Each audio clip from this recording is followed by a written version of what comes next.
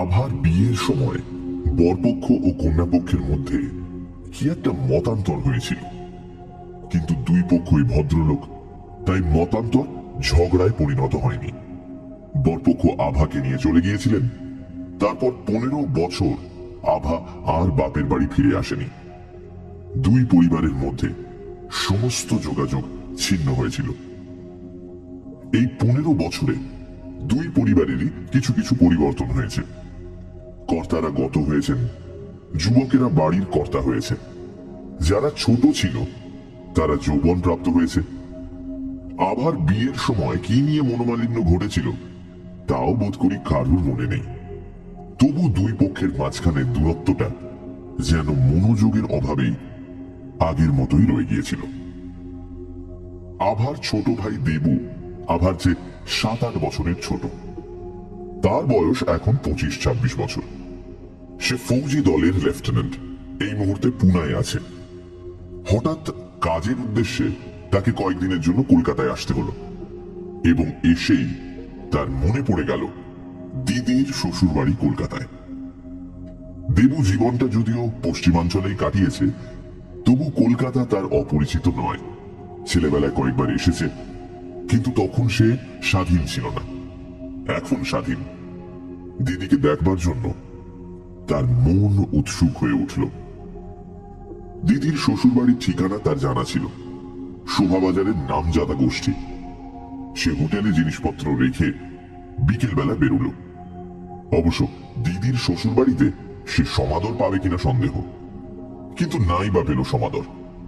সে একবার দিদিকে দেখেই চলে আসবে। দিদির বিয়ের সময় কচি মুখখানি তার মনে আঁকা আছে। দিদির চেহারা এখন কেমন হয়েছে কি জানে। দেবুর চেহারা অনেকটা বদলে গেছে। দিদি কখনোই তাকে চিনতে পারবে না। সাবেককালের দোতলা বাড়িটা বেশ বড়। কর্তারা দুই ভাই একান্নবর্তী ছিলেন। প্রায় 10 বছর আগে আভার শ্বশুর মারা গিয়েছেন। তারপর এই সংসারে কি ঘটেছে সে জানে না। হয়তো একান্নবর্তী আছে। ছোট কর্তা এখন বাড়ির কর্তা। দেবু দরজার কড়া নাড়ল। কিছুক্ষণ পরে দরজা খুলে দিল একটি মেয়ে, কিন্তু মিলিটারি পোশাক পরা অপরিচিত ব্যক্তিকে দেখে তার মুখের হাসি মিলিয়ে গেল। সে দরজা খোলা রেখেই তাড়াতাড়ি ভেতরে চলে গেল। দেবু খানিকটা অপ্রস্তুত হয়ে খোলা দরজার বাইরে দাঁড়িয়ে রইল। বাড়িতে যে অনেকগুলি লোক থাকে এবার তার পরিচয় পাওয়া গেল। 2-4 জন বয়স্ক লোক এবং অনেকগুলি কুচো কাঁচা দরজার কাছে এসে পরম কৌতূহলের সাথে দেবুকে নিরীক্ষণ করতে লাগলো। দেবুর মুখ উত্তপ্ত হয়ে উঠল, কিন্তু কি বলে সে নিজের পরিচয় দেবে ভেবে পেল না। এই তোরা সর তোরা সরে যা বলে একটি গোলাকৃতি মহিলা দরজার কাছে এসে উপস্থিত হলেন। দেবুকে এক মুহূর্ত ভালো করে দেখে বলে উঠলেন, ও মা, দেবু এসেছিস, আয় আয়। তিনি দেবুর হাত ধরে ভেতরে টেনে নিয়ে গেলেন এবং দেবুর গালে সশব্দে একটা চুমু খেলেন। দেবুর লজ্জায় রক্তবর্ণ হয়ে তাকে প্রণাম করল। বুঝলো এই গোলাকৃতি মহিলাই তার দিদি।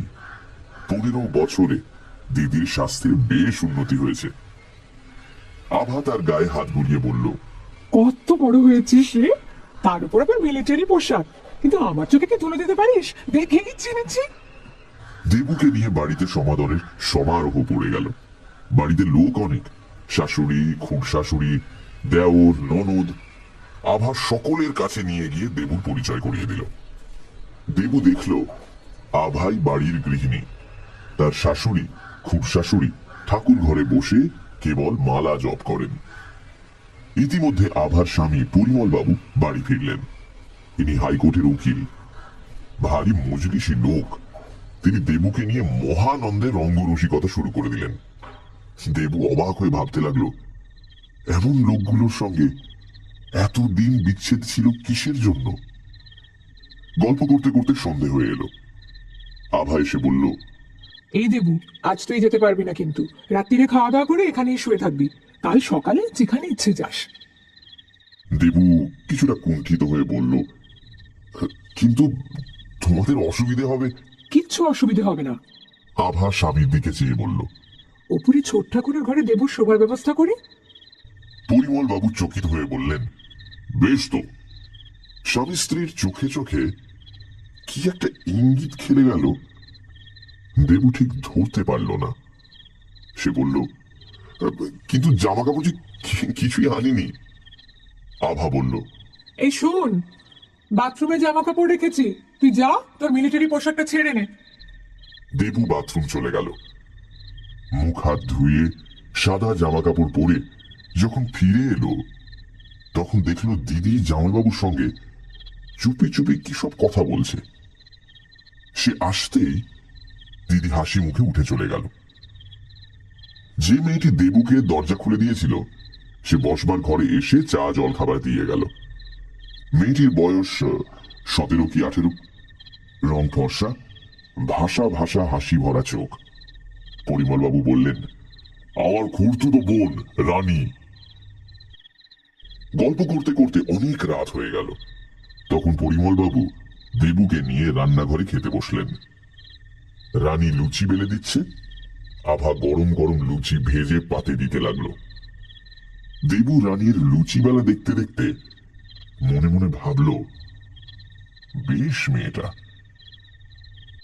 খাওয়া দাওয়ার পর মুখ ধুতে ধুতে দেবু শুনতে পেল দিদি খাটো গলায় রানীকে বলছে, এই শোন, ওপরে যা, ছোট ঠাকুরকে বল আমার ভাই এসেছে, আজ রাত্রির জন্য যেন ঘরটা উনি ছেড়ে দেন। শুনে দেবু বুঝল তার জন্য কোনো বৃদ্ধকে ঘর ছাড়া করা হচ্ছে।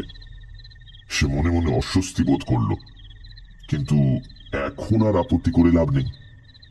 রানী সিঁড়ি দিয়ে উপরে উঠে গেল এবং পরক্ষণেই নেমে এসে আভার দিকে ঘাড় নাড়ল। আভা বলল, এই দেবু, রাত হয়েছে, শুয়ে পড়ে গিয়ে। আমি বাপু মোটা মানুষ, সিঁড়ি ভাঙতে পারবো না। রানী, তুই আরেকবার ওপরে যা, দেবুকে ঘরটা দেখিয়ে দিয়ে আয় লক্ষ্মীটি।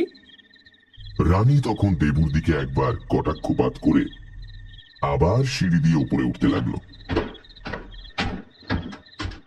দেবু তাকে অনুসরণ করল। সিঁড়ি বেশি চওড়া নয়, অর্ধেকটা উঠে উল্টো দিকে ঘুরে গেছে। দেবু অর্ধেক পথ উঠে দেখল একজন বৃদ্ধ ভদ্রলোক ওপর থেকে নিচে নেমে আসছেন। রানী সিঁড়ির মাঝখানে চত্বরে দাঁড়িয়ে পড়ল। দেবুও দাঁড়ালো। বৃদ্ধ ভদ্রলোকের গায়ে বেগুনি রঙের বালাপোষ, পায়ে কটকি চটি, মাথার চুল সাদা। অল্প আলোয় মুখ চোখ ভালো দেখা গেল না। তিনি দেবুর মুখের উপর দৃষ্টি রাখলেন, তারপর নিঃশব্দে সিঁড়ি দিয়ে নিচে নেমে গেলেন। রানী আবার উপরে উঠতে লাগলো, দেবু পেছন পেছন।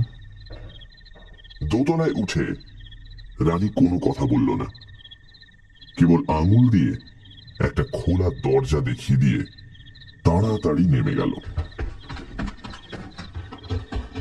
ঘরে আলো জ্বলছে। দেবু ঘরে প্রবেশ করে দেখল ঘরটি পরিপাটিভাবে সাজানো। খাটের উপর ধবধবে বিছানা পাতা। বিছানার পায়ের দিকে একটি রঙিন সুজনি পাট করা রয়েছে। দেয়ালে একটা বড় ফটোগ্রাফ টাঙানো। দেবু কাছে গিয়ে দেখল যে বৃদ্ধ সিঁড়ি দিয়ে নেমে গেলেন, এটা তারই ফটো। শান্ত প্রসন্ন মুখ, চোখের দৃষ্টি জীবন্ত। দিদি যাকে ছোট ঠাকুর বলে উল্লেখ করল, ইনি নিশ্চয়ই তিনি। কিন্তু ঘরের একটা বৈশিষ্ট্য লক্ষ্য করে মনে মনে একটু বিস্মিত হল দেবু। ঘরের বাতাস বন্ধ। বাতাসে একটা মেটে মেটে গন্ধ। অনেক দিন ঘর বন্ধ থাকলে যেমন গন্ধ হয়, ঠিক সেরকম। দেবু জানলা খুলে দিল, দরজা ভেজিয়ে দিল, তারপর খাটের পাশে বসে সিগারেট ধরালো। আজকের নতুন অভিজ্ঞতাগুলি সে মনের মধ্যে গোছাতে আরম্ভ করলো। দিদি সুখে আছে, শ্বশুরবাড়ির সঙ্গে একেবারে মিশে গেছে। কি মোটাটাই না হয়েছে। কিন্তু মুখের ছেলে মানুষই ভাব না, এখনো যায়নি। পরিমল বাবু চমৎকার লোক, আর রানী, বাংলাদেশের মেয়েগুলো তো বেশ ভালো। এরা সকলেই সহজ স্বাভাবিক মানুষ, বড় সুখের একটি একান্নবর্তী পরিবার। দেবু নিঃশ্বাস ফেলল। আবার কতদিনে এদের সঙ্গে দেখা হবে কে জানে।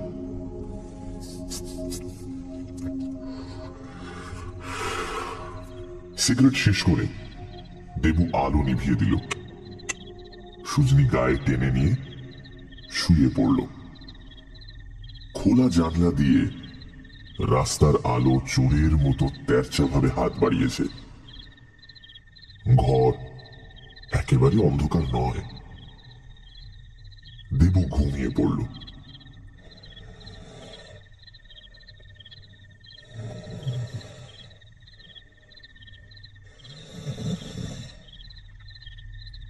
ওদিকে আভা ও পরিমল বাবু শুয়ে পড়লেন। আভা উৎসুক কণ্ঠে বলল, এই হলে কিন্তু বেশ হয় না? পরিমল বাবু বললেন, দেবুকে নেড়ে চেড়ে দেখলাম, ছেলেটা খুব ভালো। আভা গর্ব অনুভব করে বলল, আমার ভাই ভালো ছেলে হবে না? এখন কাকা রাজি হলেই হয়। পরিমল বাবু বললেন, হ্যাঁ, অনেক সম্বন্ধই তো করলাম, কিন্তু কাকার পছন্দ হলো না। এবার দেখা যাক। বলে তিনি পাশ ফিরে শুলেন। রাত আন্দাজ ৩টের সময় দেবুর ঘুম ভেঙে গেল। সে অনুভব করল ঘরের মধ্যে কেউ যেন ঘুরে ফিরে বেড়াচ্ছে। কিছুক্ষণ শুয়ে থেকে সে খাটে উঠে বসল। অল্প অন্ধকারে মনে হলো কে যেন দরজা একটু ফাঁক করে নিঃশব্দে বাইরে বেরিয়ে গেল। আরো কিছুক্ষণ বসে থেকে দেবু উঠল।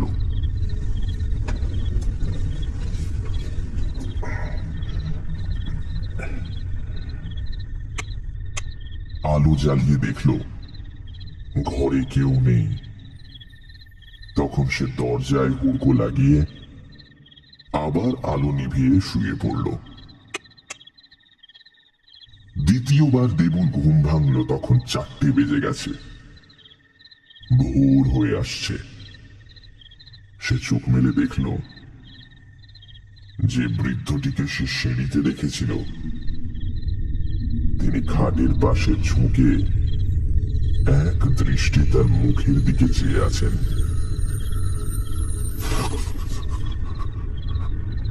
দেবু ধড়মড় করে উঠে বসতেই আর তাকে দেখতে পেল না।